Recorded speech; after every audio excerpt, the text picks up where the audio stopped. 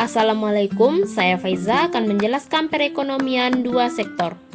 Pengertian circular flow diagram. Kegiatan ekonomi suatu negara dan pelaku-pelaku yang terlibat dalam perekonomian dapat dilihat dalam circular flow diagram.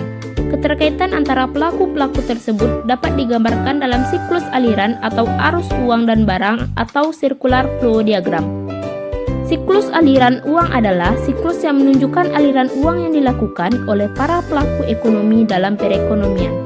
Siklus aliran barang dan jasa adalah siklus yang menunjukkan aliran barang dan jasa yang dilakukan oleh para pelaku ekonomi dalam perekonomian. Oke, agar lebih jelasnya, siklus aliran uang dan siklus aliran barang dan jasa akan kita bahas pada circular flow diagram berikut. Sebelum kita masuk ke dalam circular flow diagram, kita harus mengetahui bahwasannya pelaku ekonomi itu ada 4. Yang pertama ada konsumen, yang kedua ada produsen, yang ketiga ada pemerintah, dan yang keempat ada masyarakat luar negeri. Keempat pelaku ini nanti akan kita hubungkan ke dalam sebuah siklus.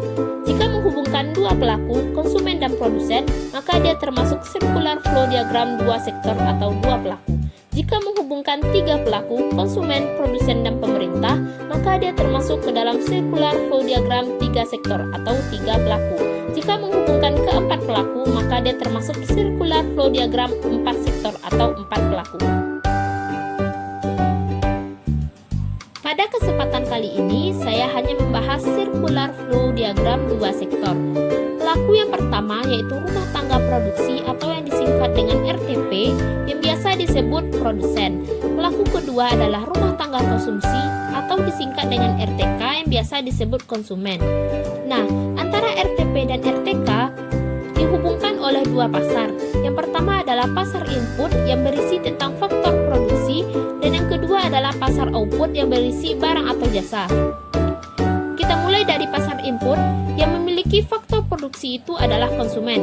Kemudian dijual ke pasar input dan diserahkan kepada produsen.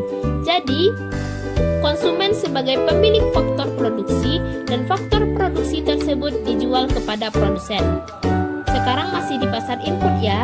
Selanjutnya yaitu aliran uang. Setelah produsen mengolah faktor produksi itu, SDA, SDM, modal, dan kewirausahaan, maka produsen menyerahkan balas jasa berupa uang, tapi dengan nama rent, wage, interest, dan profit kepada konsumen.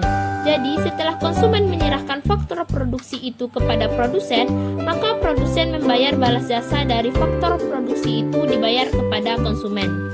Nah, sekarang pada pasar yang kedua yaitu pasar output, terdapat yang pertama adalah aliran barang atau jasa. Siapa yang menghasilkan barang dan jasa? Yang menghasilkan adalah produsen, sehingga panahnya barang keluar dari RTP dijual di pasar output atau pasar barang. Nah, barang tersebut diserahkan kepada konsumen atau konsumen membeli barang atau jasa tersebut. Nah, setelah konsumen membeli barang tersebut, maka yang terjadi adalah ada uang untuk pembelian dan pembayaran. Konsumen membeli atau membayar atas barang yang sudah digunakan, diberikan kepada produsen. Nah, jadi seperti inilah kira-kira circular flow diagram dua sektor. Sampai di sini dulu ya. Assalamualaikum.